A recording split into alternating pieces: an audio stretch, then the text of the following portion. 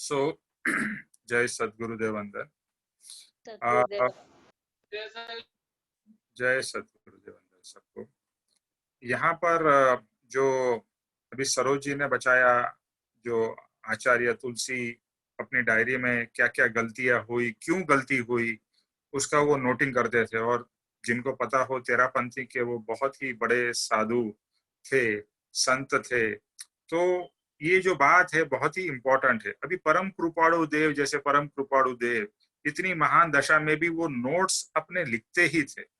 तो एक हमारे आज के मॉडर्न जमाने में क्या हो गया, मोबाइल फोन वगैरह आने से हमने वो लेटर लिखना भी छोड़ दिया है, नोट्स बनाने भी छोड़ दिए, यानी वो लिखने की हैबिट ही हमारी चली गई है।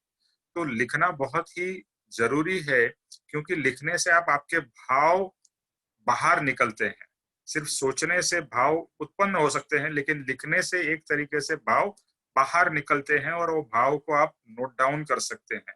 और यहाँ पर जो क्षमापना के जो उनके भाव है कि कहाँ, सिर्फ यहाँ तो गुस्से के बारे में नहीं सोचना है, कहाँ कहाँ पर विभाव हुए।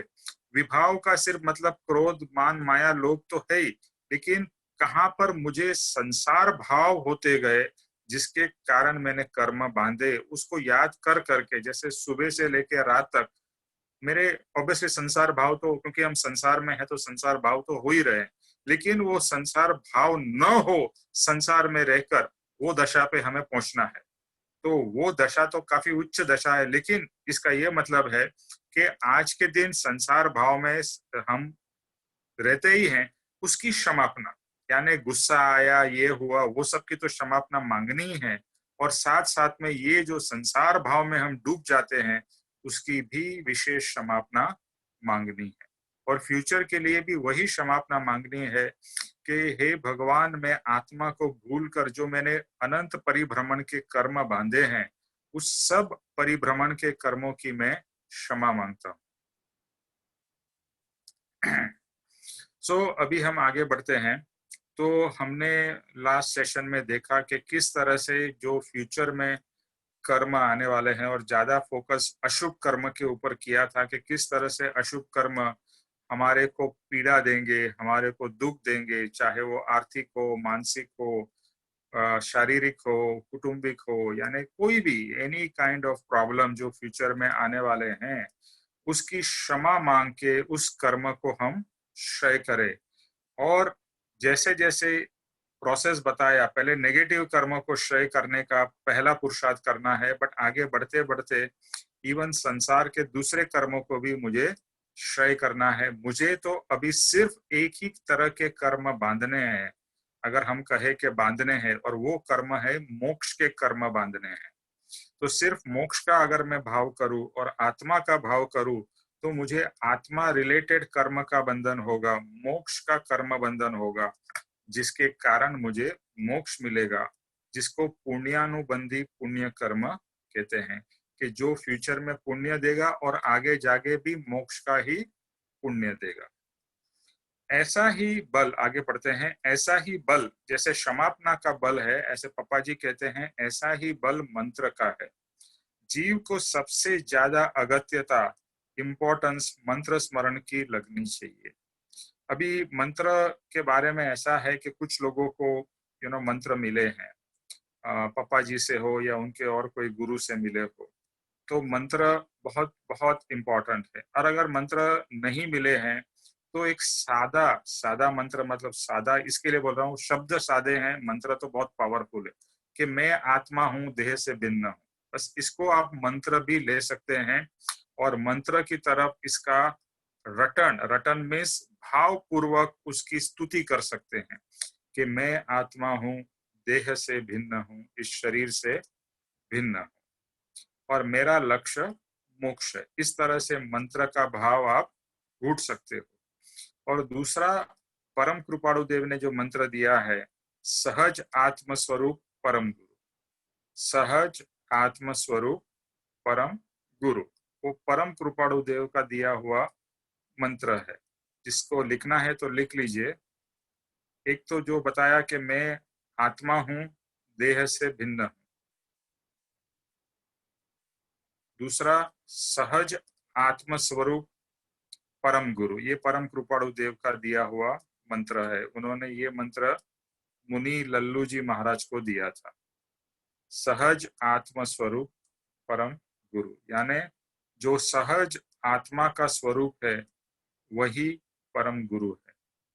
तो आज के दिन में मेरी सहज आत्म स्वरूप दशा नहीं है, तो जो गुरु जिसकी सहज आत्म स्वरूप दशा है वही मेरे परम गुरु है।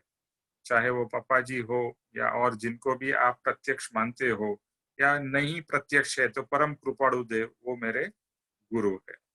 और जब भी फ्यूचर में मेरी आत्मा की दशा इतनी ऊंची हो जाएगी कि मैं सहज में आत्म स्वरूप में रह पाऊंगा। आज के दिन मैं क्या स्वरूप में हूँ, तो मैं देह स्वरूप में हूँ।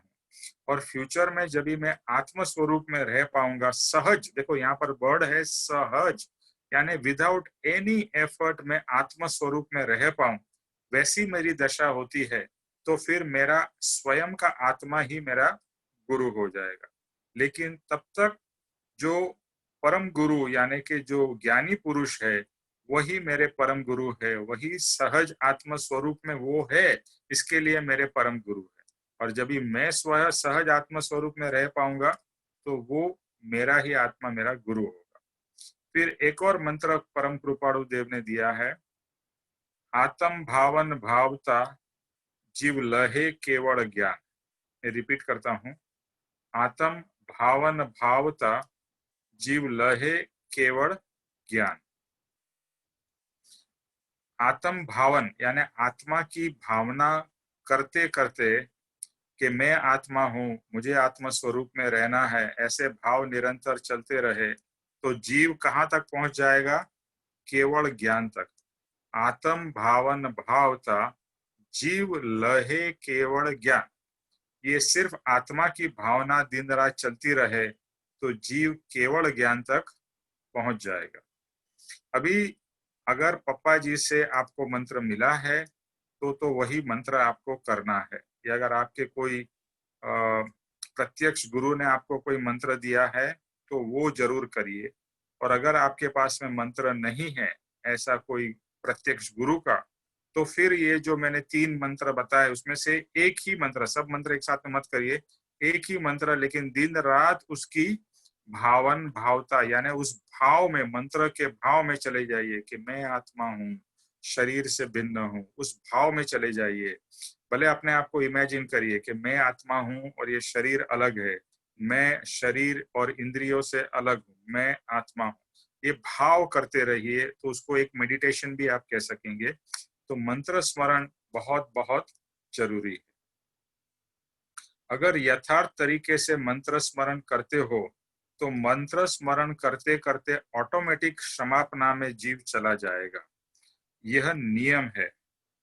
ये पापा जी क्या कहते हैं कि जैसे आप मंत्र स्मरण करते जाओगे तो आपको पता नहीं चलेगा कि आप कभी मंत्र स्मरण से क्षमापना के भाव में चले गए, और ये ऑटोमेटिक सबकॉन्शियस लेवल से आपका हो जाएगा। तो क्षमापना में जीव चला जाएगा, और ये नियम है, दिस इज अ सिद्धांत, कैसा होगा। जैसे श्वासोश्वास चलते हैं वैसे ही ये दोनों प्रोसेस एक एक धारा चलते ही रहते हैं, कि आत्मा के साथ में चलते हैं या अनंत कर्मों का क्षय होता है और बहुत कम भाव में मोक्ष का कारण बनता है। यानी मंत्र स्मरण करते करते आप कहाँ पहुंच जाओगे, क्षमापना पे पहुंच जाओगे। And vice versa will also happen, क्षमापना करते करते आप मंत्र स्मरण पे आ जाओगे, मैं आत्मा हूँ, या जो भी मंत्र आप कर रहे हो। तो ये मंत्र का और क्षमापना की जोड़ी है। जैसे राम लक्ष्मण कहे या राम सीता कहे, तो राधा कृष्ण कहे, तो ऐसी जैसी जोड़ियां जो है, इसी तरह से मंत्र स्मरण की और क्षमापना की जोड़ी है। और ये मैंने जब भी पापा जी से सुना तो मुझे भी पहला बहुत वो लगा, लेकिन बाद में समझ में आया कि दोनों ही बहुत ही एक दूसरे से संबंधित है। अल्टीमेटली क्षमापना भी हम आत्मा के लक्ष्य से कर रहे हैं अभी, पहले तो क्षमापना हम देह लक्ष्य से करते थे, अभी आत्मा के लक्ष्य से कर रहे हैं। और मंत्र जो भी कृपाणु देव ने, पापा जी ने दिया है, वो उसमें आत्मा का ही मेन फोकस है। तो दोनों ही अल्टीमेटली आत्मा की तरफ हमें ले जा रहे हैं, तो एक दूसरा के साथ में वो ऑटोमेटिक होते जाएंगे। क्षमापना करते करते मंत्र स्मरण करते करते क्षमापना। So it will be like breathe in breathe out, ऐसा होता रहेगा। कितने सहजता से परिभ्रमण टलता है, सॉरी, यह जीव को समझ में आता है, पर जीव को कुछ प्रकार की क्रिया यानी वांछन, भक्ति तथा सत्संग के नाम पर संसार का इंपॉर्टेंस ज्यादा लगता है। अगर ये हम सच्चे दिल से और सही समझ से करें तो ये बहुत इजी है। मंत्र स्मरण करना भी इजी है और क्षमापना करना भी इजी है। तो आज तक हमारे को क्या है कि ऐसा अंदर में बहुत डाला गया है कि ये करो, वो करो, ये क्रिया करो, ये पूजा करो, ऐसी करो, वैसा करो। तो यानी हम वो क्रिया में अटक जाते हैं और संसार भाव से वो क्रिया करने लगते हैं। तो अगर हम संसार भाव से जो भी पूजा पाठ करेंगे उसका फल हमें संसार मिलेगा, यानी परिभ्रमण मिलेगा, परिभ्रमण से मुक्ति नहीं मिलेगी। तो अभी ये बात समझ में आएगी, चाहे हम क्षमापना करें, मंत्र स्मरण करें, वांछन करें, भक्ति करें, अल्टीमेटली लक्ष्य इज आत्मा और आत्मा की निर्मलता। तो संसार भाव जब भी घुस जाए, आपके कोई भी पुरुषार्थ में संसार का भाव घुस जाए, कट, जैसे कैंची से कट करते हैं ना, वो भाव को कट कर देना है। और वो आ ही जाएगा, क्योंकि हम अनंत काल से संसार में डूबे हुए हैं। संसार के लिए ही आज तक हमने सब पुरुषार्थ किया। सब पुरुषार्थ मतलब नौकरी की, बिजनेस किया, घर, ये वो तो संसार है ही। लेकिन जो भगवान की पूजा भी की वो भी हमने संसार के लक्ष्य से की है। तो वो संसार का लक्ष्य इतना सहजता से आ जाएगा कि वो आपको बहुत ही चौकन्ना रहना पड़ेगा कि कहीं मेरे भाव में संसार भाव तो मिक्स नहीं हो रहा है, पोल्यूशन तो नहीं हो रहा है। जैसे दिल्ली में बहुत पोल्यूशन है तो आप पोल्यूशन को कम करते हो, इसी तरह से हमारे पुरुषार्थ में भी पोल्यूशन नहीं आ जाना चाहिए, यानी संसार भाव घुस नहीं जाना चाहिए। और घुसेगा उसको बाहर वापस निकालना है। चलो बाहर निकलो, या आ रहे हैं तो उस भाव को कट करो। तो संसार भाव हमारा लक्ष्य नहीं है। समझ से, पश्चाताप से, क्षमापना करते रहने से, इस प्रकार से कर्मों की वृद्धि के भय से जीव बच जाता है। यानी समझ से जो भी हम करते रहेंगे तो कर्म की वृद्धि से, और कर्म की वृद्धि से क्या होगा, कर्म की वृद्धि से संसार होगा, और संसार में सुख और दुख है, लेकिन दुख ज्यादा, सुख कम है। तो अगर अभी क्या होगा, और अभी क्या मेरे ख्याल से हर एक मुमुक्षु को होता होगा कि अभी हमें परिभ्रमण का थाक यानी थकान लगेगी, और परिभ्रमण से भय भी लगेगा कि अभी मुझे और जन्म मरण में नहीं जाना है, अभी मुझे और जन्म मरण नहीं करने हैं। अभी इतने अनंत काल से मैं जन्म और मरण कर रहा हूँ, not any more, I don't want, if possible मुझे इसी भाव में मोक्ष में चला जाना है। ऐसे भाव करेंगे तो इस भाव में जाएंगे ऐसा नहीं है, लेकिन now we will be kind of desperate कि जल्दी से जल्दी मुझे मोक्ष में जाना है।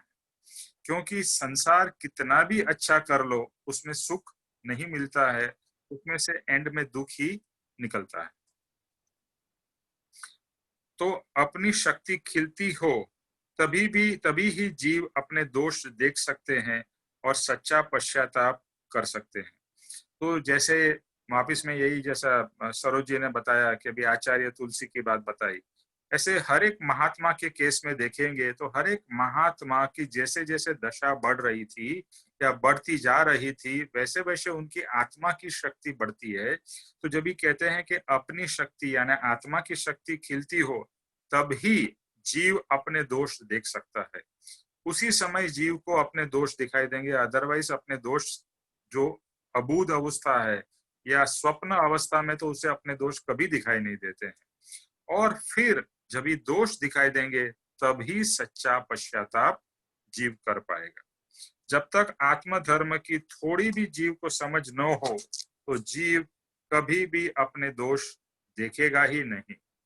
जो भी बड़ा से बड़ा व्यक्ति क्यों ना हो, बड़ा से बड़ा व्यक्ति के केस में भी हम देखेंगे कि उनको हर समय एक ही लगता है कि मैं तो बहुत अच्छा हूँ, जो भी गलतियां हो रही है मेरी नहीं हो रही है, वो सामने वाले की हो रही है। और हम भी उसी बोट में है या उसी स्थिति में थे और शायद आज भी है। तो हर समय कभी भी झगड़ा हो, कभी भी अनबन हो, तो दूसरे के दोष देखने के बजाय अपने दोष ही देखना है। तो निमित्त से अपना अशुभ बने, वही मिनट अज्ञानी जीव दूसरे को दोष निकालता है कि तेरे कारण, तेरे हेतु से तूने ऐसा किया, तूने वैसा किया, इसके कारण ये मुझे प्रॉब्लम आई। तो अज्ञानी व्यक्ति निमित्त का ही हमेशा दोष देगा। बहुत टाइम पहले की बात है, मैंने एक निबंध लिखा था, अभी वो है नहीं मेरे पास में शायद, कि मैं अपने निमित्त से ही झगड़ पड़ा। मैं अपने निमित्त से ही झगड़ पड़ा। तो हम झगड़ा किससे करते हैं? अपने निमित्त से। चाहे वो पत्नी हो, बच्चे हो, कोई भी हो, पति हो, वो हमारे निमित्त है और हम उनसे ही झगड़ा करते रहते हैं। न कि ये रियलाइज करे कि ये तो सिर्फ निमित्त है, ये कर्म तो सिर्फ हमें प्रेजेंट कर रहे हैं। चाहे वो गुस्से का कर्म हो, अपमान का कर्म हो, वो तो सिर्फ एक माध्यम है देने वाले, लेकिन जो रियल है वो तो मेरे ही कर्म का उदय है। तो निमित्त से मैं क्यों झगड़ा कर रहा हूँ? निमित्त से मैं क्यों मारामारी कर रहा हूँ? मैं अपने ही कर्मों को क्यों न सुधारूं क्षमापना से, उसको क्यों न क्षय करूं? अगर आपके कर्म क्षय हो जाएंगे तो सामने के निमित्त भी, तो निमित्त भी कुछ नहीं कर पाएगा। यानी निमित्त आपको दुख दे ही नहीं पाएगा अगर आपके जीवन में दुख नहीं है। अगर आपके इस भव में मान लीजिए कि आपको कोई मर्डर करे, ऐसा कर्म ही न हो, तो आप बड़े से बड़े खूंखार आतंकवादी के पास भी चले जाओगे मान लो, तो भी वो आपका मर्डर नहीं कर पाएगा। क्यों? क्योंकि आपके कर्म में वैसा लिखा ही नहीं है। तो हमें किसके ऊपर वर्क करना है? हमारी जो कर्म की जो पहले से जो पूरी किताब लिखी हुई है, उसको हमें क्षमापना द्वारा चेंज करते जाना है। और वो चेंज करते जाएंगे तो फिर ऑटोमेटिकली जो फ्यूचर में आएगा वो अलग आएगा, जो या जैसा आएगा जैसा आप चाहते हैं। आज तक हमारी जिंदगी में ऐसा ही होता है जो हम नहीं चाहते हैं। सब लोग यही कहोगे, अरे मैंने तो ऐसा सोचा था लेकिन हुआ वैसा। क्यों वैसा हुआ? क्योंकि तेरे कर्म में ऐसा था। तो अभी देखो, हम वो लेवल पे नहीं पहुंच गए ज्ञानी के लेवल के कि वो कर्म को काफी मैनिपुलेट कर सके, बट थोड़ा थोड़ा क्षमापना द्वारा जो निकालना है उसको तो हम निकाल सकते हैं। अभी जरा भी सच्ची समझ हो तो वो जीव निमित्त को दोष नहीं देता है, उपादान यानी अपने दोष को मानता है। समझ आए तो स्वदोष दर्शन होगा। अपने दोष देखना शुरू हो तो अनंत काल में जीव को नहीं हुआ वैसा स्वदोष दर्शन से क्षमापना भी होती जाएगी। जो सच्चा मुमुक्षु है, सच्चा साधक है, उसे अभी क्या होगा? अपने दोष दिखाई देने लगेंगे और अपने यानी स्व दोष दर्शन। अब तक पर दोष दर्शन था, अभी स्व दोष दर्शन हो रहा है। और स्वदोष दर्शन से उसको जब मुझे मेरी गलती दिखाई देगी, मेरा दोष दिखाई देगा और मैं साधक हूं, तो ऑटोमेटिकली बिना बोले मैं क्षमापना मेरी शुरू हो जाएगी। मुझे बोलना नहीं पड़ेगा कि मैं क्षमापना करूं। तो जो सच्चा साधक है उसका सबसे बड़ा गुण क्या है? स्वदोष दर्शन। आप क्षमापना कभी करोगे? जब भी आपको गलती दिखाई देगी तो क्षमापना करोगे, ऐसे ही क्षमापना करोगे? विल यू से sorry if you have not done anything wrong? नहीं। तो स्वदोष दर्शन यानी अपने दोष दिखाई दे या अपनी गलतियां दिखाई दे तो ही आप क्षमापना कर पाओगे। और तो इसके लिए क्षमापना के लिए जो पहला स्टेप है वो है स्वदोष दर्शन, कि मेरी भ्रांति, मेरी गलती, मेरी गलत समझ, ये सब अंदर अंदर चलता रहेगा। पर अगर दोष ही नहीं देखने में आते हैं तो क्षमापना कहाँ से हो? उस जगह पर हमें सामने वाले को उपदेश देंगे कि तू ऐसा मत कर, तूने गलती की, तेरी भूल है, दूसरी बार ऐसा मत करना, इस बार तुझे माफ कर दिया।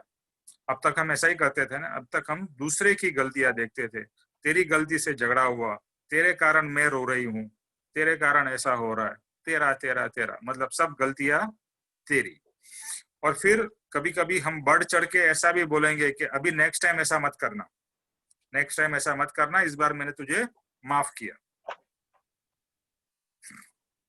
तो ये कहाँ पर हम जा रहे हैं? यानी हम कैसे कर्म बंधन में आगे बढ़ रहे हैं, ये हमें पता ही नहीं है। सरोज जी, आपको कुछ कहना है? आपका माइक्रोफोन अनम्यूट हो गया, माइक्रोफोन म्यूट कर दीजिए।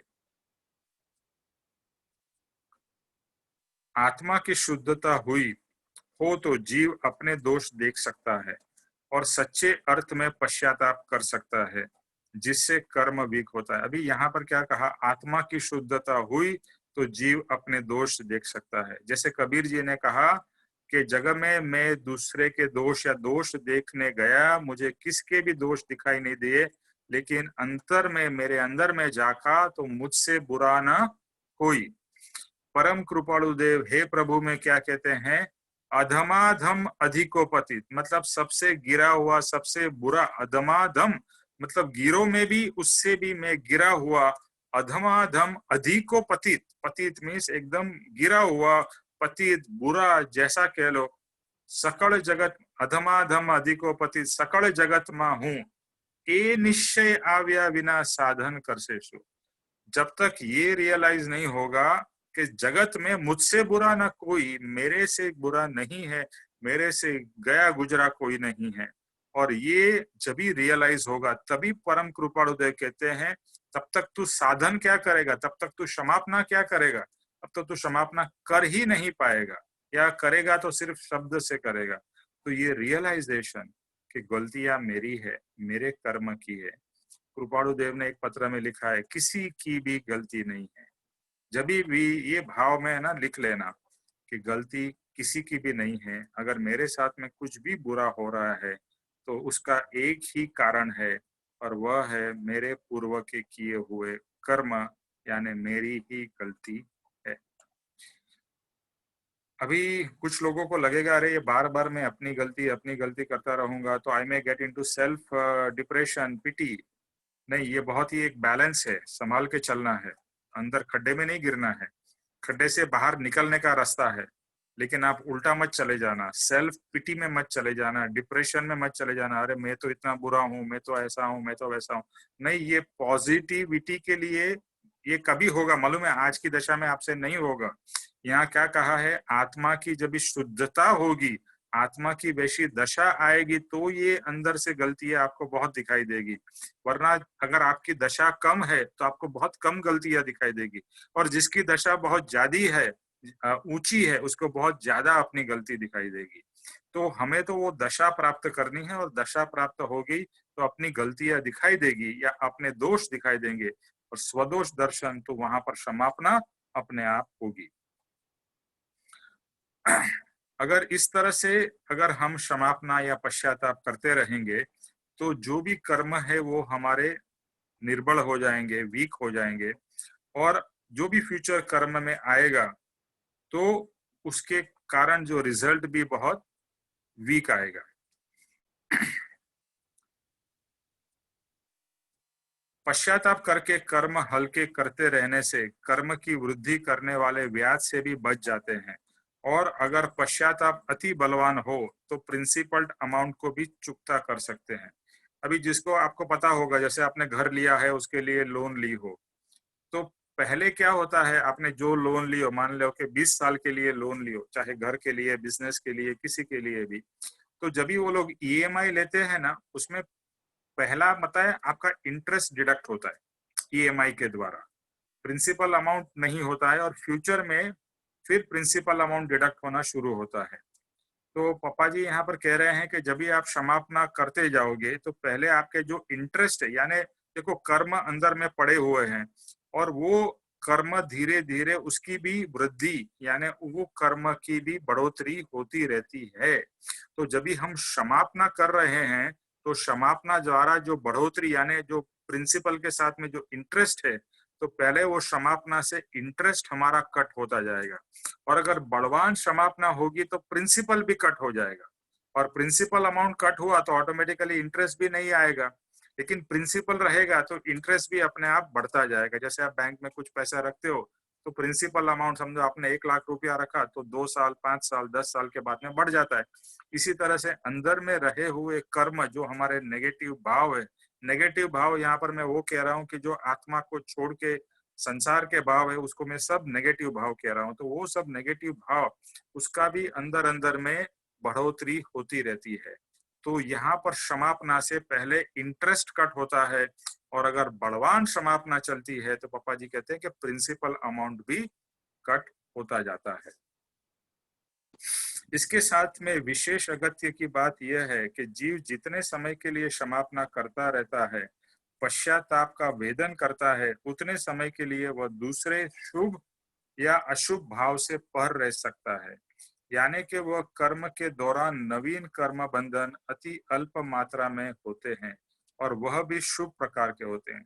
ये बहुत ही इंपॉर्टेंट बात है कि जब भी आप क्षमापना के भाव में, देखो अभी हमने स्टार्टिंग में मंत्र स्मरण कहा और क्षमापना कहा, दोनों ही आत्मा के पॉइंट ऑफ व्यू से शुभ भाव है। शुभ नहीं, एक तरीके से कहें कि शुद्धता के भाव है। परम शुद्ध नहीं है, लेकिन हमको शुद्धता की तरफ ले जा रहे हैं।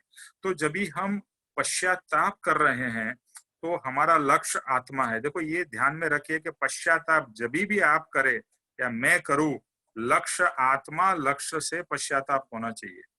Very important. अगर आत्मा लक्ष्य से पश्चाताप हो रहा है तो ही वो हमारे लिए फायदे कारक है।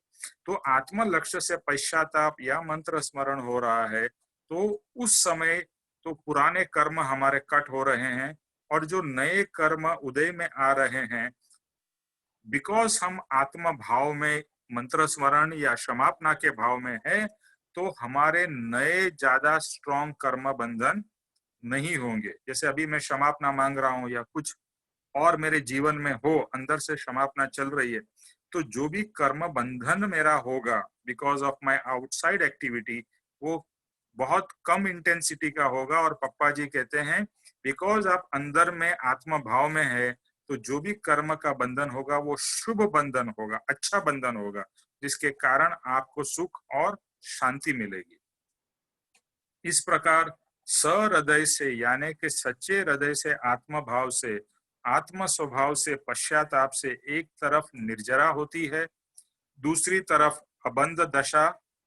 इस तरह से डबल लाभ होता है। ये हमने पहले भी बात कही थी कि जब भी हम क्षमापना कर रहे हैं तो कर्म की निर्जरा कर रहे हैं, कर्म श्रेय या पतले कर रहे हैं, और दूसरा जो नए कर्म आ रहे हैं उसको हम स्टॉप कर रहे हैं। क्या कर रहे हैं? संवर। अभी आपको ये टर्म्स भी समझ आ जानी चाहिए। संवर, निर्जरा और आश्रव। आश्रम मतलब आज तक हम जो कर रहे थे आश्रव था, सब कर्मों को बुला रहे थे, सब कर्म को बांध रहे थे। अभी संवर किया, स्टॉप किया। जब भी हम क्षमापना के भाव में है तो अंदर की क्लीनिंग चल रही है और बाहर से दूसरे कर्म को आने को हम रोक रहे हैं, तो उसका संवर हो रहा है, उसका स्टॉप हो रहा है। तो नए कर्म बंधन नहीं हो रहे हैं, पुराने कर्म क्षय हो रहे हैं। तो यहाँ कहते हैं डबल फायदा। आजकल हम देखते हैं ना, 1 on 1 फ्री। तो क्षमापना से 1 on 1 फ्री है, अंदर से कर्म कट रहे हैं और नए बंधन नहीं हो रहे हैं। परिणाम से आत्मा के कर्म के बोझ से हल्कापन महसूस होता है। ये सबने शेयर किया था अपने क्षमापना में कि जब भी मैं क्षमापना करता हूँ या करती हूँ तो क्या होता है। एक मिनट,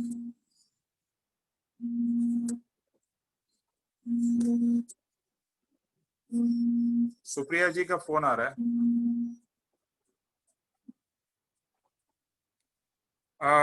मेरा आवाज वगैरह कुछ सुनाई नहीं दे रहा है क्या? नहीं जी, यू आर ऑडिबल।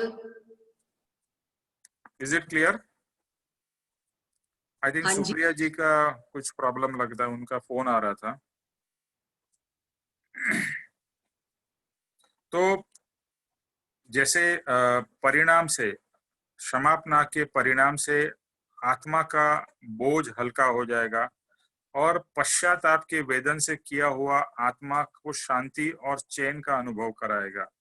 उसके कारण सहज में समझ सकोगे। यानी ये सब करने से अल्टीमेटली हल्कापन महसूस होगा। अल्टीमेटली हमें क्या फीलिंग होगी? एक शांति और एक सुकून महसूस होगा। सच्चे हृदय से अगर क्षमापना हुई हो तो अंदर से 100% हमें अच्छा लगेगा ही, प्रोवाइडेड क्षमापना सही भाव से हुई और आत्मा लक्ष्य से हुई हो। अभी जीव ने भूल तो कर ली और भूल हो जाने के बाद यह मेरी भूल है ऐसा उसको समझ में आता नहीं है। यानी जो जीव को समझ में नहीं आता, यानी जैसा अभी बताया जीव को स्वदर्श दर्शन नहीं होता है, तो मन में क्या चलने वाला है कि ये मेरा दोष नहीं है, ये तो हर सेकंड चलते ही रहने वाला है। और फिर अगर ये भाव पूरा हो जाए तो आत्मा तो भूल करता ही है, तो इस भाव में भाव किए कि ये मेरा दोष नहीं है, वो सतत चलता ही रहेगा। मतलब यहाँ पर कहने की बात ये समझाना चाह रहे हैं पापा जी कि आपने भूल की और आपको क्या लग रहा है मैंने भूल की नहीं है, और वो कर्म बंधन हो गया है, और आपका भाव तो निरंतर यही चलता रहेगा कि मेरी भूल नहीं थी, मेरी गलती नहीं थी। जैसे बहुत से लोग होते हैं, किसी के साथ में बहुत भाई भाई में या पिताजी और बेटे में या फैमिली में बहुत स्ट्रॉन्ग नेगेटिव हो जाते हैं, और 20 साल के बाद भी उसको लगता है मेरी तो गलती नहीं थी। तो आप समझ सकते हैं कि 20 साल से जो उसने 20 साल पहले कर्म बांधा और उसके बाद में उसके जो भाव चलते रहे, मेरी गलती नहीं थी, मेरी गलती नहीं थी, 20 साल और इस भाव में भी वो चलती ही रहेगी। तो अंदर जो कर्म है ना, जो हमने कहा ना प्रिंसिपल के बाद में वो इंटरेस्ट से बढ़ रहा है, तो ये इसी कारण बढ़ रहा है क्योंकि आपके अंदर में तो यही भाव है अभी भी कि गलती मेरी नहीं थी, और गलती मेरी नहीं थी मतलब आपका तो कर्म बंधन अंदर रह के भी चालू ही चालू है। और क्षमापना कर ली होती थी तो वो वहीं पर कट होता था या फ्यूचर में कट होता जाता था।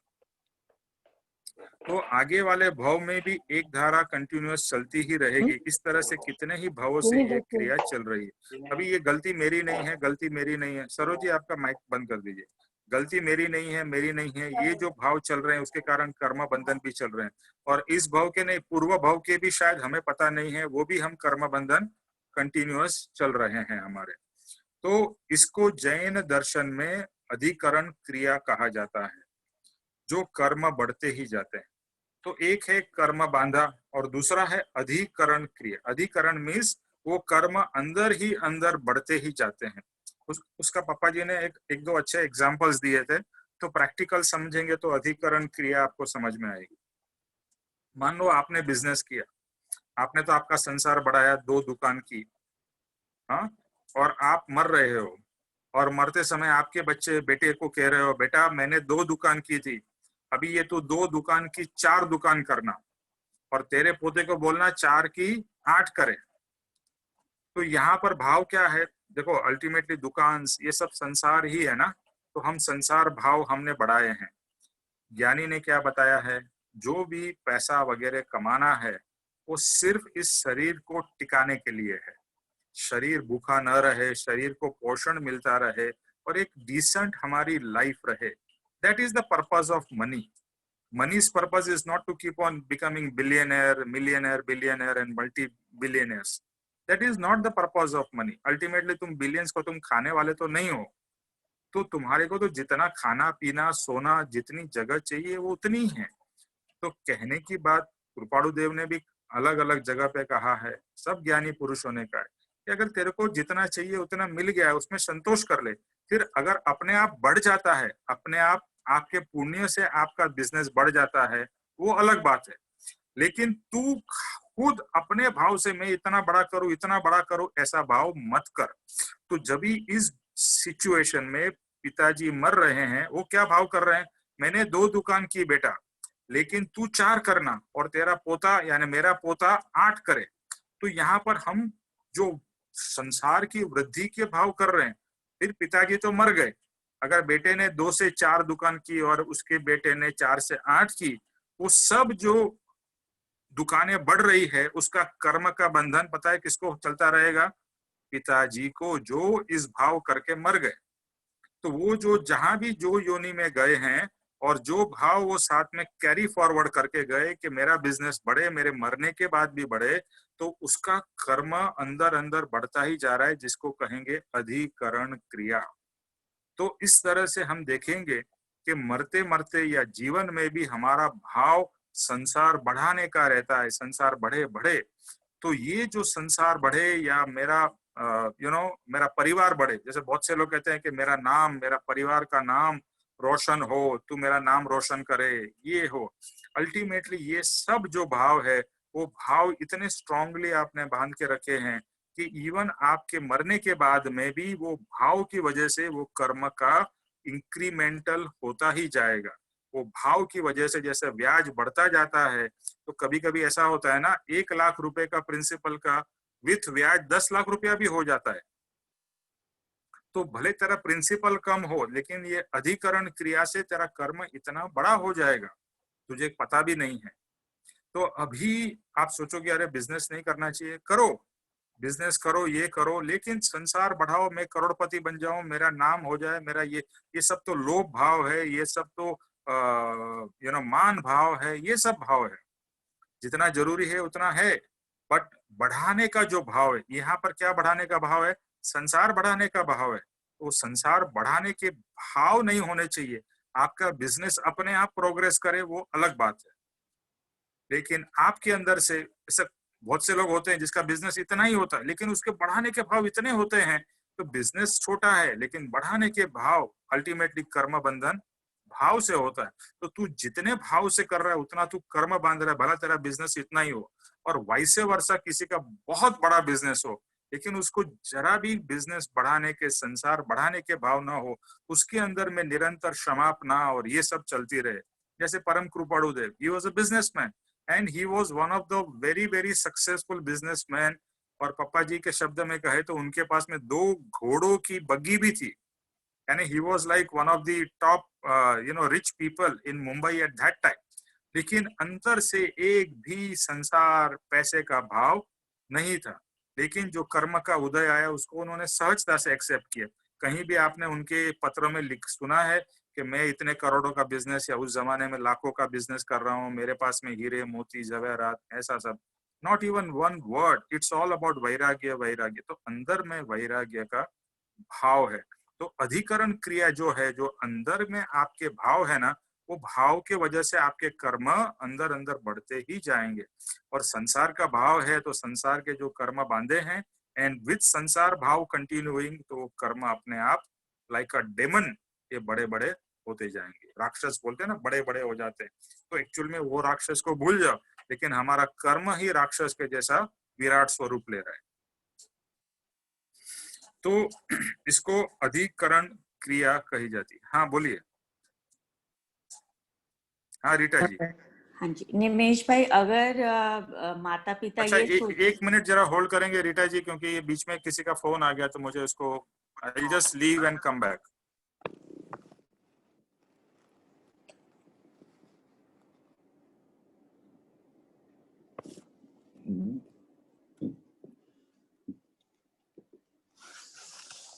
हाँ बोलिए। जैसे अभी आपने कहा कि एग्जाम्पल दिया था कि पिताजी ने कहा कि मैंने 2 दुकानें करी, तू 4 कर, ऐसे उनको पिताजी को इसका कर्म बढ़ेंगे उनके। तो अगर इंसान ये सोचे कि मेरे बच्चे मेरे जाने के बाद सुखी रहें, तरक्की करें, दुख ना आए, तो ये क्या चीज है? मतलब ये तो दुआ देने वाली बात है ना। ये तो ये इसमें और उसमें तो डिफरेंस है ना। हाँ इससे तो नहीं कर्म देखो बनेंगे। सुनिए, अगर आपकी 2 दुकान है तो मैं जस्ट एक प्रैक्टिकल हम बात कर रहे हैं। एक दुकान से भी आदमी सुखी होता है, और 2 दुकान है मान लो उसकी, तो ऑब्वियसली उसके पास में काफी पैसा है, काफी मतलब इज वेल टू डू।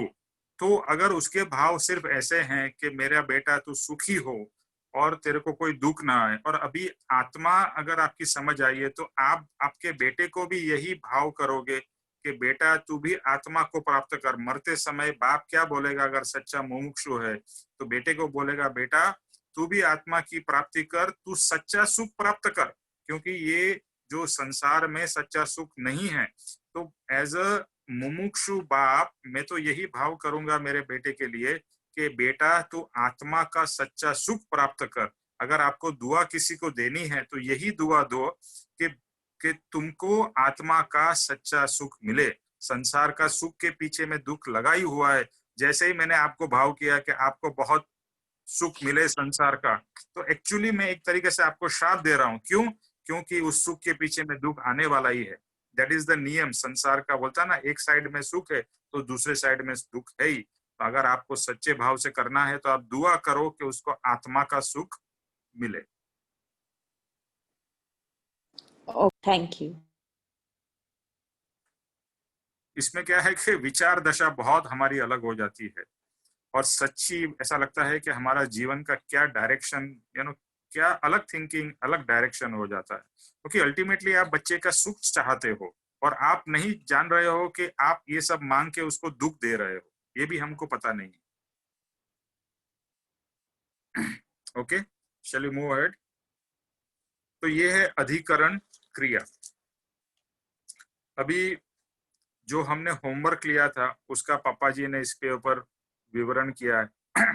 तो एक था अधिकरण क्रिया, दूसरा था संक्रमण, यानी कम करते जाना। अधिकरण मीन्स बढ़ाते जाना और संक्रमण मतलब उसको कम करते जाना। तो अभी तो हमें वही करना है कि हमारे जितने भी कर्म है उसको हम कम करें, और अधिकरण क्रिया जो है वो कर्म को बढ़ाने की क्रिया है। तो अभी तो हमें कर्म बढ़ाने नहीं है, पास्ट के कम करने हैं और नए को स्टॉप करना है। So let us go to the next topic. क्षमापना करने से क्या क्या लाभ है, जो हमने होमवर्क में लिया था। अभी ज्ञानी पुरुष पापा जी क्या कह रहे हैं वो सुनते हैं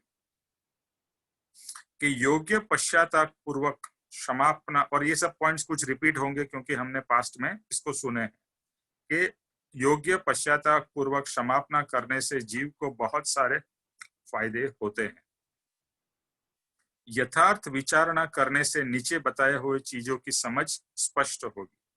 पहला तो जो बहुत डिटेल में किया है कि फ्यूचर में उदय में आने वाले ऐसे कर्म पश्चाताप करके वर्तमान में कट कर सकते हैं। इस प्रकार का बरोबर प्रयोग द्वारा जीव अपना संसार परिभ्रमण शॉर्ट कर सकता है।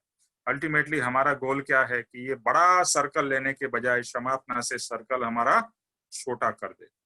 पश्चाताप पूर्वक हृदय से क्षमापना करने से कर्म के स्वरूप को रूपांतरित कर सकते हैं।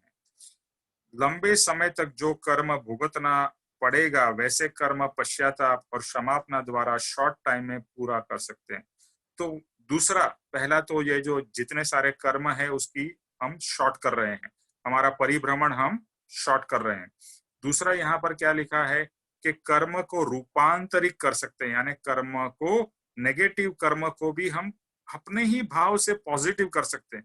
I mean it looks like a magic, कि चमत्कार लगता है।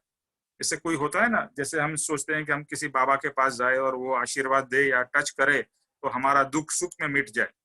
एक्चुअली किसी बाबा के पास जाने की जरूरत नहीं है आपको। आप कृपाणु देव के समक्ष रह के सच्ची क्षमापना करो तो आपका दुख भी फ्यूचर में सुख हो सकता है, गारंटीड नहीं है।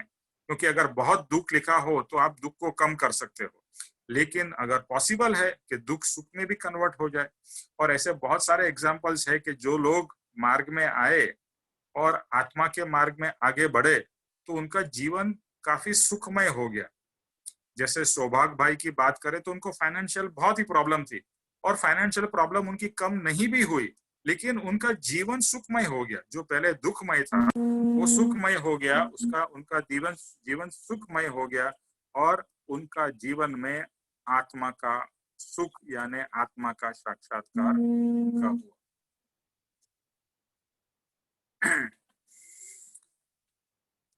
अत्यंत तीव्रता से जो कर्म भुगतना पड़े ऐसा कर्म मंद स्वरूप से भुगतते हैं और हल्का कर सकते हैं।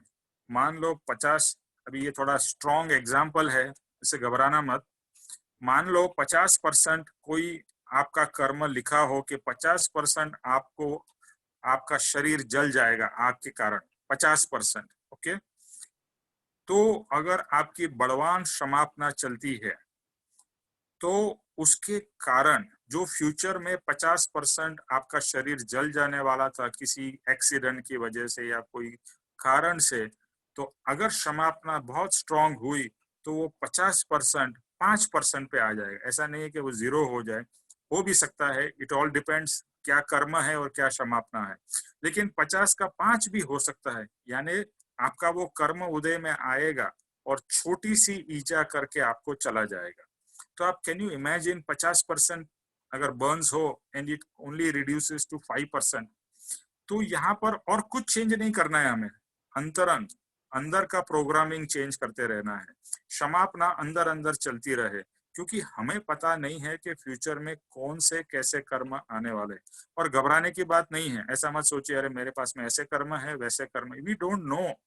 कभी कभी अचानक इतनी बड़ी प्रॉब्लम आ जाती है, जैसे अभी कोरोना आ गया, ऑब्वियसली कुछ लोग मर गए ना कोरोना से, तो उनके फैमिली में तो कितना बड़ा प्रॉब्लम हो गया ना कोरोना का।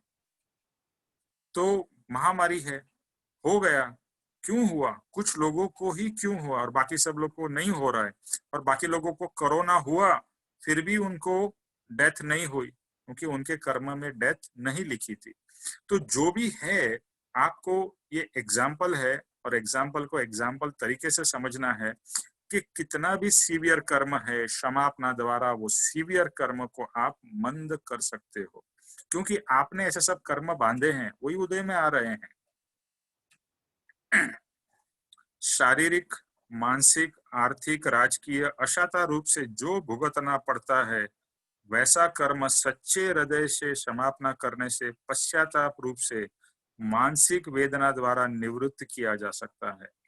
वापिस वही बात है कि शारीरिक है, मानसिक है, और क्षमापना जो हो रही है उसमें ज्यादा आप शारीरिक कुछ नहीं करने वाले हो। एक्चुअली तो क्षमापना के भाव में सिर्फ क्या कर रहे हो, भाव कर रहे हो, यानी अंदर से भाव कर रहे हो। आप कोई अपने बॉडी को मार नहीं रहे हो, ऐसा कुछ करने की कोई जरूरत नहीं है। यानी भले आपके शारीरिक पीड़ा वाले कर्म हो, मानसिक हो या आर्थिक हो। आर्थिक कर्म है तो क्या आप पैसा निकाल के कुछ करोगे कर्म को? नहीं, आप तो सिर्फ भाव से आपके कर्म को क्षमापना द्वारा कट करोगे। ओके,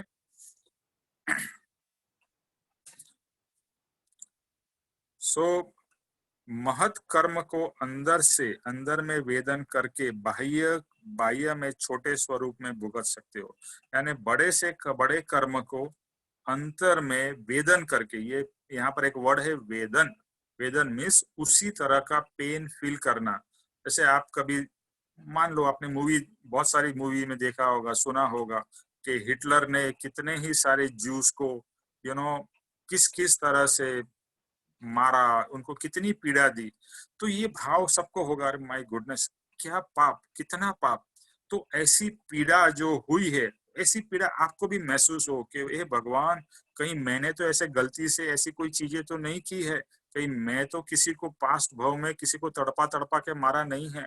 तो उसकी जो क्षमापना सही हृदय से हो कि हे भगवान प्लीज मुझे माफ करना, मैंने ऐसी गलती की हो, वो भी अनजाने में की होगी, और अभी तो मैं एक छोटी से छोटी चींटी या जीव को भी मैं हानि नहीं पहुंचाना चाहता हूँ, लेकिन पास में मैं अज्ञानी था तो हो गया होगा, तो उसकी मैं क्षमा क्षमा क्षमा क्षमा मांगता हूँ।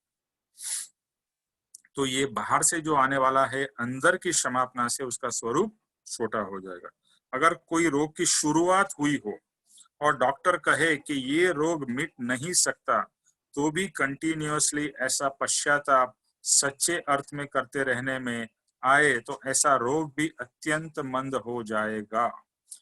काफी लोगों का अनुभव है कि डॉक्टर ने कहा हो कि 2-4 महीने का मेहमान है और वो 10 साल तक जीते। ये सब रियल एग्जांपल्स पापा जी कह रहे हैं। देखो, बीमारी तो कभी भी आ सकती है, किसी को भी आ सकती है, तो पहले तो आप पहले से ही क्षमापना करो। अभी बीमारी आ गई, ऐसे मुझे लास्ट ईयर बीमारी आई थी, तो निरंतर क्षमापना चल रही थी, निरंतर। पहले तो चलती थी, लेकिन जब भी बीमारी आती है तो उसकी इंटेंसिटी बढ़ जाती है ना। कभी कभी हम भी भूल जाते हैं क्षमापना करनी है। और जब भी ऐसी कोई आपत्ति आ पड़ती है या बीमारी आ पड़ती है शारीरिक, तो जैसे मेरे केस में मैं 3 हफ्ते तक हॉस्पिटल में था और मुझे मेनिंजाइटिस हो गया था, ये लास्ट ईयर की बात है। तो उस समय क्षमापना, देखो कर्म का उदय तो है ही, आया भी है, लेकिन प्रभु की इतनी मुझे कृपा लगी तभी, और ऐसा लगा कि मेरा कर्म का उदय भी एक साइड से आ रहा है और दूसरे साइड से प्रभु का सपोर्ट भी मुझे मिल रहा है, और कर्म को मुझे फेस करने की पूरी शक्ति मिल रही है। तो कर्म उदय में आया, लेकिन ऐसा लगा कि हुआ, इतना दिन हॉस्पिटलाइजेशन हुआ, सब कुछ हुआ। ऑब्वियसली हॉस्पिटल में जाओ तो आपको निडल करेंगे, ये करेंगे, मेरी वेन्स नहीं मिलती थी, तो जो जो प्रॉब्लम्स, पीड़ाएं जो भुगतनी होती है वो तो भुगतनी पड़ती है, वो भुगती। लेकिन वहां पर हो हा आ हो, मैं मर गया, मेरा क्या होगा, मेरा ऐसा है, मेरा वैसा है, मेरा ब्रेन को कुछ हो जाएगा, मेरा इसको कुछ हो जाएगा, वैसे भाव प्रभु कृपा से नहीं आए। और ऐसा लगता है कि वो भारी से भारी कर्म भी आया और थोड़ा ही नुकसान किया या नहीं नुकसान करके वो चला गया। तो बहुत क्षमापना जो चलती रहती है, या प्रभु का नाम चलता रहता है कि मैं तो आत्मा हूँ, भले ये पीड़ा हो रही है, ये शरीर को हो रही है, मुझे नहीं हो रही है, ये शरीर को हो रही है, मुझे नहीं हो रही है।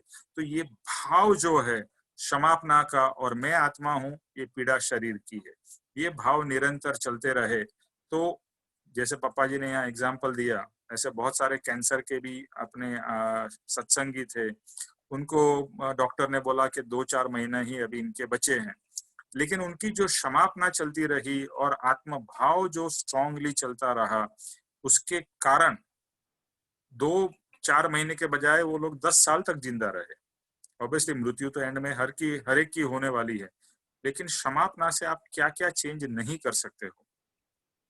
इसी तरह से बड़ा ऑपरेशन हो गया हो और स्थिति गंभीर हो और ज्यादा सीरियस हो जाए, फिर डॉक्टर कहे कि संभाल के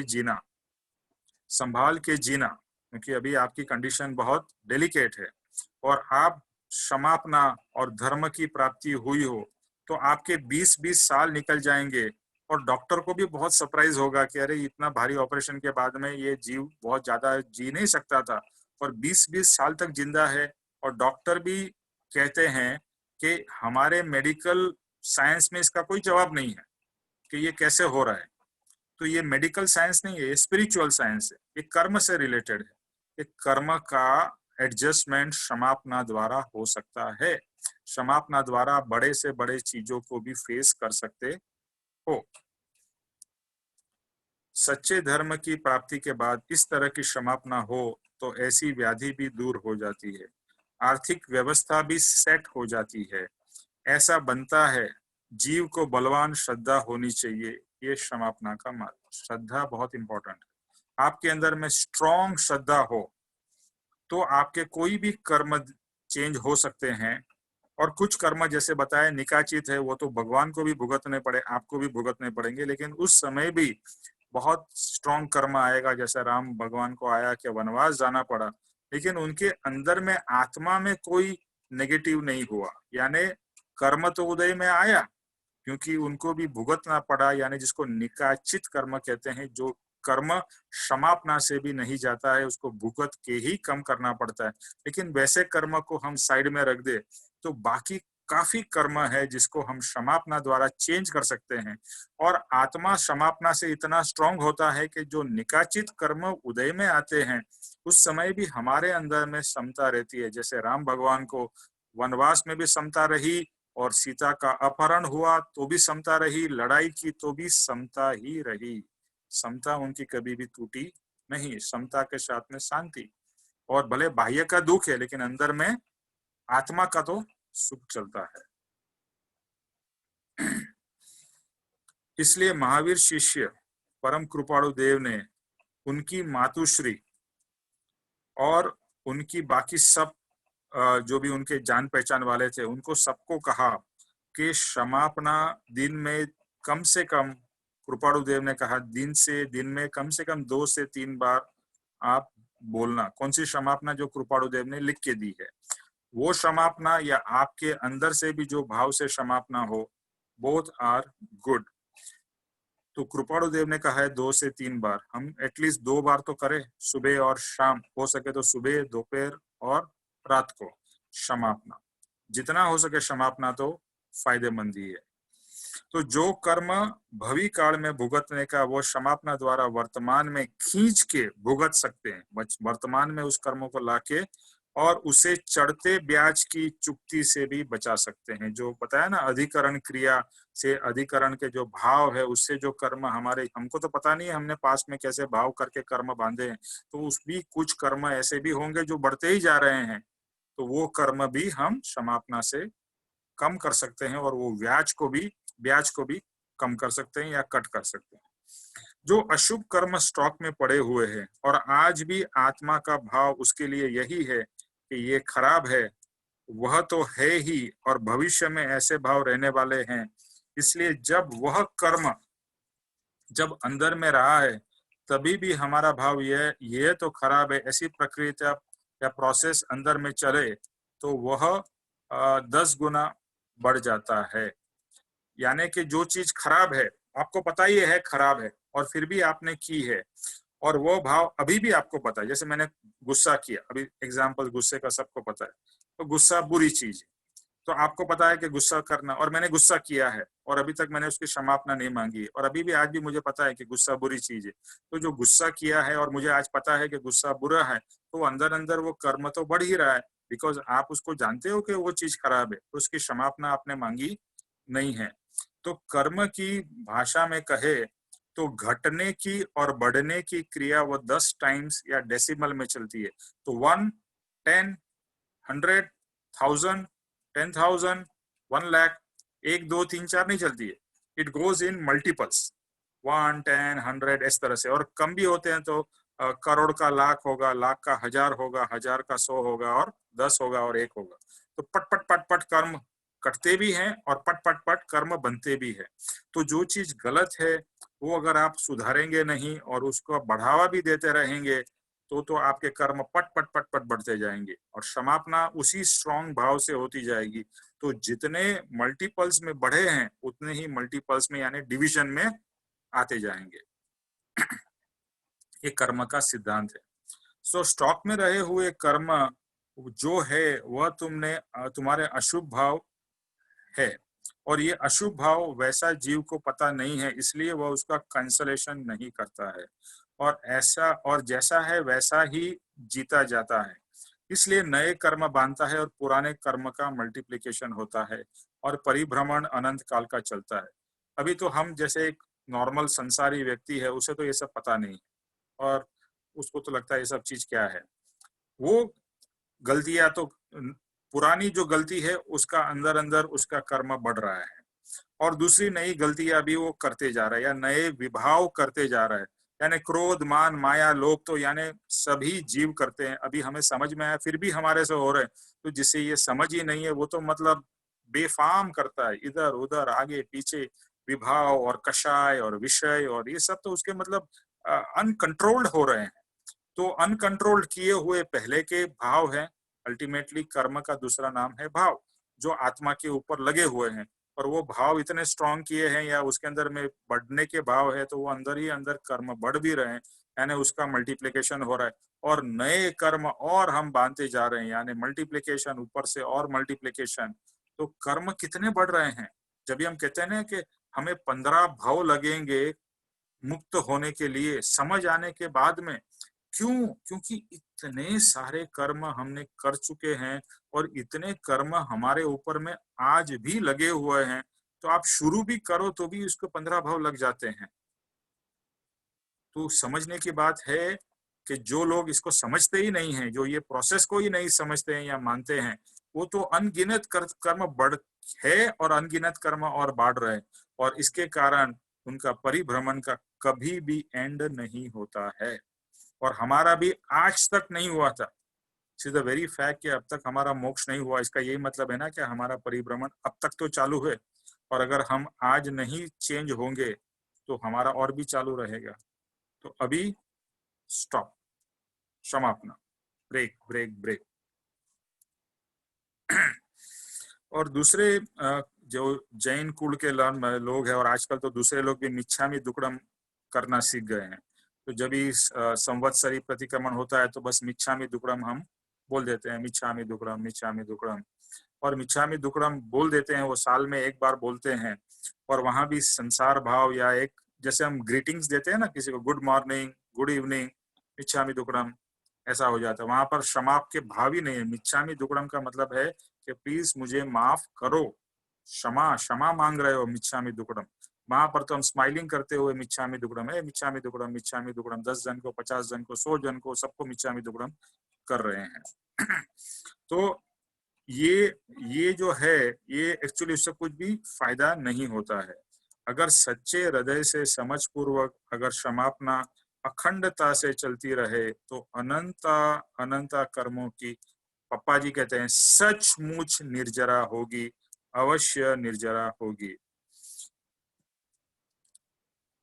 तो इस भाव में अंदर जब भी आत्मा और धर्म की थोड़ी भी समझ हो, या मन में ये डंक रहता हो, मन में ये डंक रहता हो कि इस भाव में इतने इतने गलत काम किए हैं, सामने वाली व्यक्ति बदला ले या न ले, ये बात हमें समझ में आनी चाहिए। कर्म तो अवश्य बदला लेगा ही। आप गलती करो, आप पैसा खिला के पुलिस से छूट भी जाओ, आप मर्डर कर लो और पैसा खिला के पुलिस से बच जाओ, पैसा खिला के कोर्ट से भी आपको, जैसे आज हम देखते हैं बड़े बड़े स्टार्स वगैरह जो हैं या बड़े बड़े पॉलिटिशियन कितना बुरा काम करते हैं, यानी नीच से नीच काम करते हैं, लेकिन वो कभी पकड़े नहीं जाते हैं और वो पैसा देकर और अपने पावर से या मनी से छूट जाते हैं। उनको ये कर्म का सिद्धांत पता नहीं है। भले तू छूट गया है, लेकिन कर्म तुझे छोड़ेगा नहीं। कर्म तो बदला लेगा ही, इस भाव में नहीं लेगा तो फ्यूचर में लेगा। जैसे हम काफी बार बोलते हैं ना, अरे यार कभी कभी मर्डर किसी एक ने किया होता है और फर्स्ट दूसरा जाता है, उसको फांसी भी चढ़ा देते हैं। जिसने मर्डर किया ही नहीं है तो उसको फांसी क्यों हुई? क्योंकि पास्ट में उसने मर्डर किया था, उसने खून किया था, लेकिन उस समय वो पावरफुल था और उसने करके अपने आप को छुड़ा लिया था। कर्म ने उसको छोड़ा नहीं। आज कर्म उसी के अगेंस्ट में जाकर उसको फांसी चढ़ जाती है। तो बिना कुछ किए कुछ होता नहीं है। अगर आपको कोई भी कारणवश बिना आपकी इस भव की गलती के भी आपको सजा मिल रही है, तो ये समझना कि पास्ट में आपने वो गलती की थी, उस समय आपको सजा से आप छूट गए थे, बच गए थे, जो भी कह लो, लेकिन कर्म ने आपको छोड़ा नहीं है। यानी कर्म किसी को छोड़ता नहीं है, चाहे वो राजा हो, पॉलिटिशियन हो, कोई भी हो, कर्म के पास में एवरीबॉडी इज इक्वल। कर्म में तो तूने ये गलती की, तुझको सजा मिलेगी। अगर तू क्षमापना करता है तो तू वो गलती से, यानी भाव पूर्वक अगर क्षमापना करता है तो तू उससे बच सकता है। लेकिन अगर तेरे अंदर में खेद ही नहीं है, जैसे किसी ने किसी को एक्सीडेंट से मार दिया, उसको खेद नहीं है और वो अपने पैसे से, जैसे बड़े बड़े स्टार्स के बारे में, सलमान खान और उसके बारे में हम सुनते हैं कि वो बच गए और अभी उसने ये किया, लेकिन मुझे हमेशा यही फील होता है क्या, चलो वो आज अपने मनी और फेम से बच जाता है, लेकिन उसको तो पता है ना उसने क्या किया है। आपको तो पता होता है ना आपने क्या किया, और वो डंक तो आपको अंदर रहेगा ही। और जो आप भले आज छूट गए हो, फ्यूचर में कर्म आपको छोड़ेगा नहीं। और ये स्टार्स के लिए हमें नहीं सोचना है, हमें अपने लिए सोचना है कि आज मैं अपने पावर से, कभी कभी ऐसा होता है कि आप फॉरगेट स्टार, आप घर के अंदर में बड़े बुजुर्ग हो, वडील हो, तो आपको कोई नहीं बोल सकता है। इसका ये मतलब नहीं है कि आप गलती नहीं कर रहे हो, और आप गलती कर रहे हो और उसको कोई आपको पॉइंट आउट नहीं कर पा रहा है, तो आप समझते हो कि आपकी गलती नहीं है। नहीं, जैसे होता है बहुत से घर में, father of the house is very very strong, very angry, तो कोई उससे बोलने को ही डरता है। बट वो जो भी कर रहा है, उसकी जो गलती है उसका फल उसको भुगतना पड़ेगा, चाहे इस भव में या फ्यूचर में। कर्म छोड़ेगा नहीं, कर्म बदला लेगा, लेगा, अवश्य लेगा। जैसे फिर पिक्चर में डायलॉग होता है ना कि बदला तो मिलेगा ही, यानी फल तो आपको मिलेगा ही, आप फल से भाग नहीं सकते हो। ये कर्म का सिद्धांत है, ये यूनिवर्सल प्रिंसिपल है, जो किया उसका फल मिलेगा ही। ओके, तो यहाँ पर हम लोग स्टॉप करते हैं। किसी को भी प्रश्न हो तो जरूर पूछिए। निमेश भाई, मुझे प्रश्न है। अच्छा, एक मिनट है, जरा वापिस ये 2-4 फोन बीच बीच में आ जाते हैं ना, तो I have to leave and come back. I am so sorry.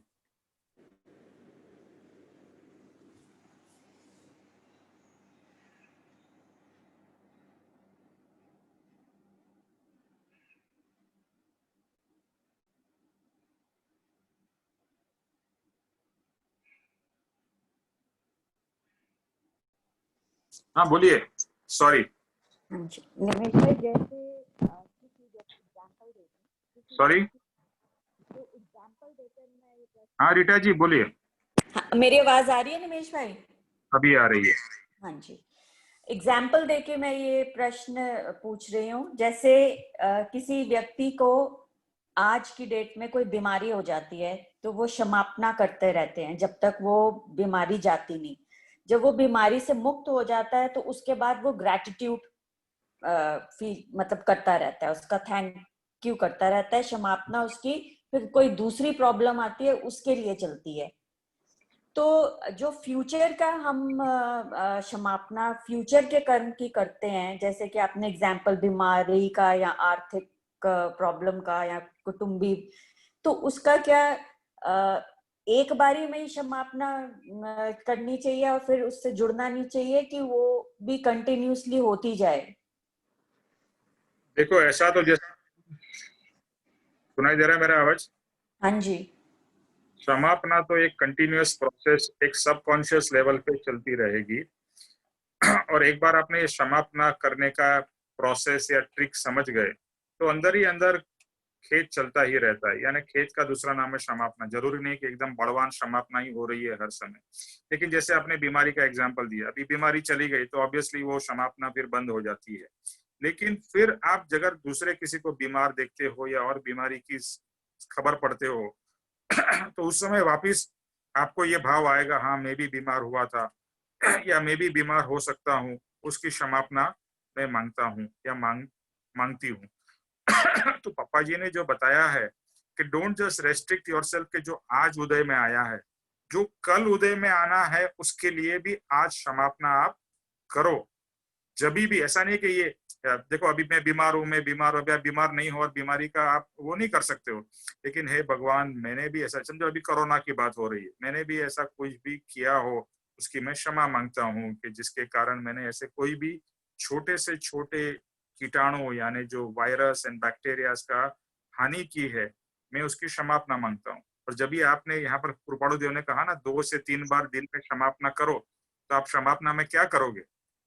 आज का दिन मेरा अच्छा है, मेरे को कोई प्रॉब्लम नहीं हो और आज आप क्षमापना कर रहे हो, तो आप क्या करोगे? क्या तो आपको तो भावपूर्वक ही क्षमापना करनी है। और क्षमापना में यही है कि मैंने किसी को भी दुख दिया हो, किसी को भी तकलीफ दी हो, किसी को शारीरिक या मानसिक या किसी भी तरह से, उसकी मैं क्षमा मांगता हूँ।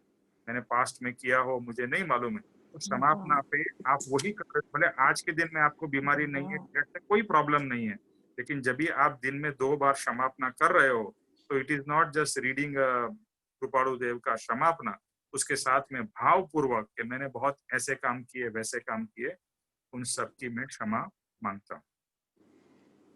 हाँ जी। ओके।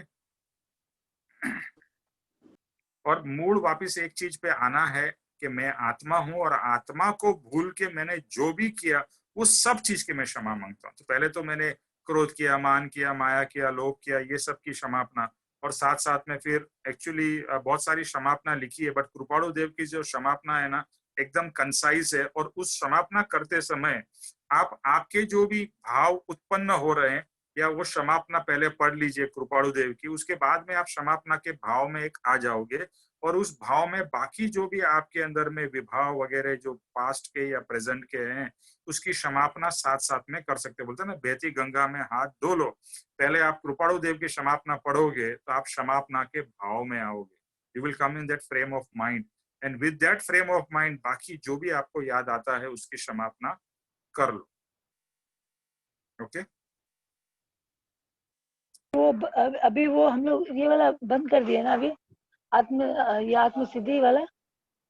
हाँ, अभी समापना चल रही है ना, दोनों एक साथ में तो नहीं कर सकते। नहीं वही बोले, वो रोका हुआ है ना। नहीं, वो मतलब ये समापना का पूरा करके फिर हम आत्मसिद्धि पे आएंगे। ठीक है, ये पूछ। ओके, और कोई प्रश्न है?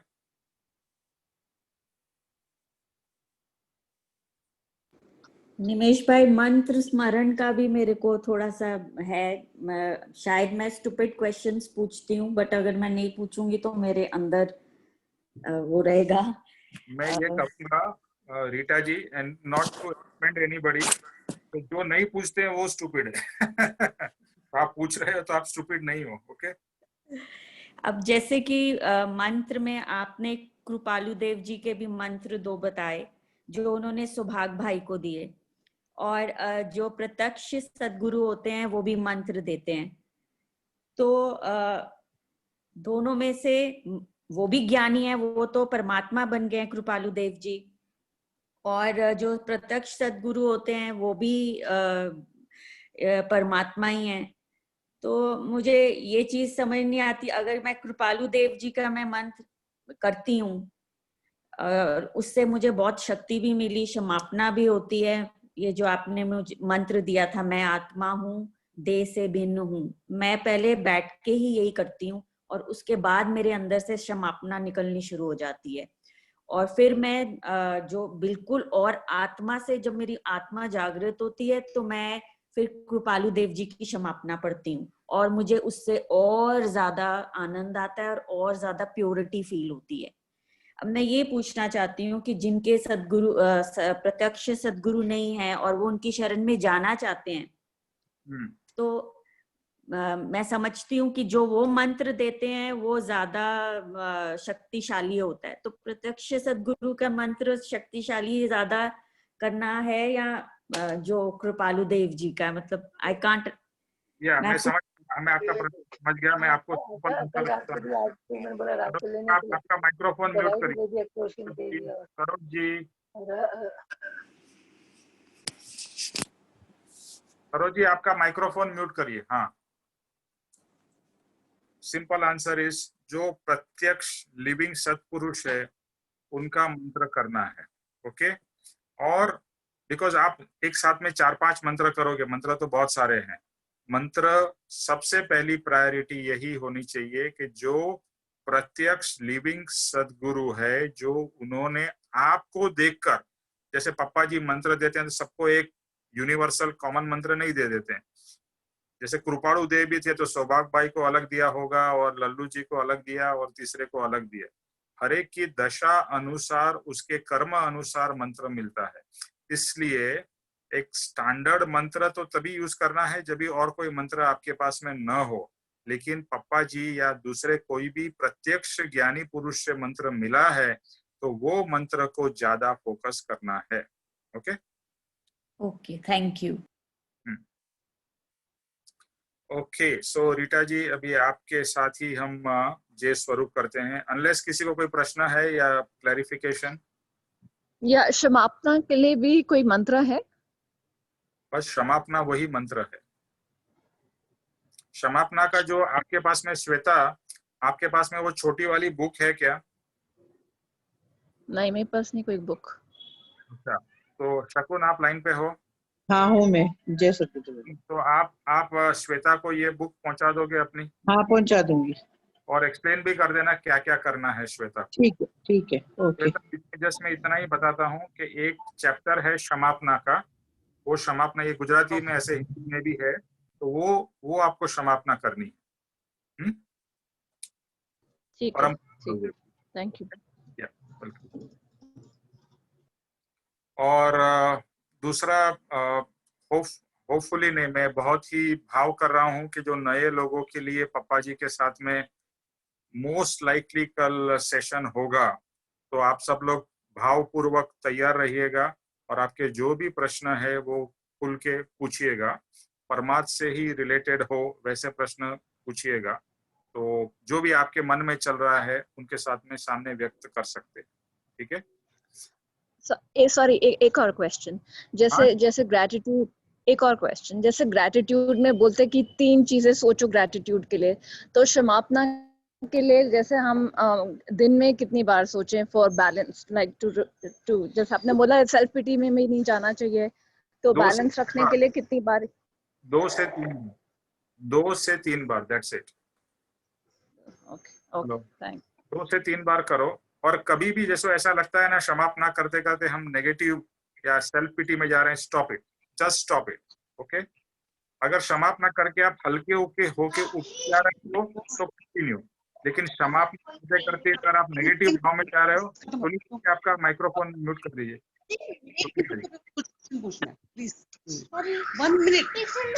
हो गया। माइक्रोफोन 1 मिनट बंद करिए, फिर आप बोलिए। 1 मिनट माइक्रोफोन बंद करिए। तो श्वेता, अगर मैं वापस रिपीट कर देता हूँ कि बीच में डिस्टर्बेंस आया, क्षमापना करते करते एक्चुअली आपको हल्कापन महसूस होना चाहिए। You should feel light that you are going in a positive direction, जैसे lightness is always going upwards. और अगर क्षमापना करते करते बहुत भार महसूस होता है और तकलीफ महसूस होती है तो क्षमापना को स्टॉप कर दो, उस समय स्टॉप कर दो। ओके, इसलिए 2 से 3 बार करो टू स्टार्ट विथ, एंड फिर अपने आप अंदर अंदर आपका प्रोसेस पॉजिटिविटी में जाना है। हमें ये एक चीज ध्यान रखनी है, क्षमापना करके नेगेटिविटी में नहीं जाना है, क्षमापना करके पॉजिटिविटी में जाना है। तो ये हर एक परमार्थ चीज हमको पॉजिटिव डायरेक्शन में ले जाए, वैसा हमारा पुरुषार्थ होना चाहिए। ओके श्वेता? ठीक है, thank you. Okay Sunita ji. हाँ सुनीता जी, हेलो। निमेश भाई, जैसे कल हो सके अब प्रभु कृपा हुई तो हमारे अपने पापा जी से अगर हमारी बातचीत हो जाए, पर मुझे तो यही समझ नहीं आ रहा कि क्वेश्चन कैसे क्या प्रिपेयर करूं। मतलब हमें तो सुनिए, ऐसा प्रिपेयर करने जाए ना वैसा मत करो, आपके अंदर के जो भाव है उनको प्रदर्शित करो। जैसे आप सत्संग अटेंड करते हो, आप क्या करते हो, आपको आप ये इतने टाइम से जो सत्संग कर रहे हो तो अभी आपको कैसा लग रहा है, सिर्फ आपके भाव, जस्ट शेयर योर भाव। आपको यहाँ पर कोई पप्पा जी के सामने दिखावा नहीं करना है, you have to be yourself. और जो आप अभी आ गए हो, आपको अच्छा लग रहा है, आपको बहुत भाव हो रहे हैं, क्या हो रहा है, और उसके साथ साथ में अपने आप कोई प्रश्न होंगे तो आएंगे, जरूरी नहीं है कि प्रश्न पूछना ही है, you can share for everybody. आपको सिर्फ प्रश्न ही नहीं पूछना है, आपके भाव खुद के व्यक्त करो, आप सत्संग से आपको क्या लग रहा है, क्या फायदा हो रहा है, एटसेट्रा एटसेट्रा। ओके, धन्यवाद। Okay okay. So Rita ji, shall we do Jay Swaroop? हाँ जी। जय स्वरूप समझा बिना पाम्यो दुख अनंत, समझाव्यो ते पद नमो श्री सद्गुरु भगवंत। परम पुरुष प्रभु सद्गुरु परम ज्ञान सुख धाम, जेने आप्यूं भान निज तेने सदा प्रणाम। देह छता जैनी दशा वर्ते देहाती, ते ज्ञानी ना चरण मा हो वंदन अगणित। हे परम कृपालु देव, जन्म जरा मरणा आदि सर्व दुखों का अत्यंत क्षय करने वाला वितराग पुरुष का मूल मार्ग आप श्रीमान ने अनंत कृपा करके मुझे दिया। उस अनंत उपकार का प्रत्युपकार करने में मैं सर्वथा असमर्थ हूँ। फिर आप श्रीमान कुछ भी लेने में सर्वथा निसक्रिय हैं, जिससे मैं मन वचन काया की एकाग्रता से आपके चरणारविंद में नमस्कार करता हूँ। आपकी परम भक्ति और वितराग पुरुष के मूल धर्म की उपासना मेरे हृदय में भव प्रयत्न अखंड जागृत रहे, इतना मांगता हूँ। वह सफल हो, सफल हो, सफल हो। ओम शांति शांति शांति। आगे का बोलिए रीटा जी। आप साथ दीजिए निमेश भाई। ओके बोलिए, आप शुरू करिए। त्रिलोक के नाथ की जय हो, जय हो। परम कृपाणु देव की जय हो, जय हो। सद्गुरु देव की जय हो, जय हो। जय हो। आज के आनंद की जय हो। जय हो। सर्व मुमुक्षुओं के परमार्थ पुरुषार्थ और भक्ति की विजय हो। विजय हो। ओके, तो सब लोग जो नए लोग हैं जिनको बताया गया है, please be available tomorrow. I will let you know the time depending on पापा जी शेड्यूल। ठीक है। जय सद्गुरुदेव वंदन निमेश भाई, थैंक यू। जय सद्गुरुदेव वंदन। जय जय सद्गुरुदेव वंदन निमेश भाई, थैंक यू सो मच। जय सद्गुरुदेव वंदन। जय सद्गुरुदेव वंदन निमेश भाई, जय सद्गुरुदेव वंदन। जय सद्गुरुदेव वंदन। जय सद्गुरुदेव वंदन बेटा। थैंक यू, जय सद्गुरुदेव वंदन। सद्गुरुदेव वंदन निमेश भाई। गुरुदेव वंदन। जय सद्गुरुदेव वंदन। जय सद्गुरुदेव वंदन। थैंक यू निमेश भाई। जय सद्गुरुदेव वंदन। जय सद्गुरुदेव वंदन।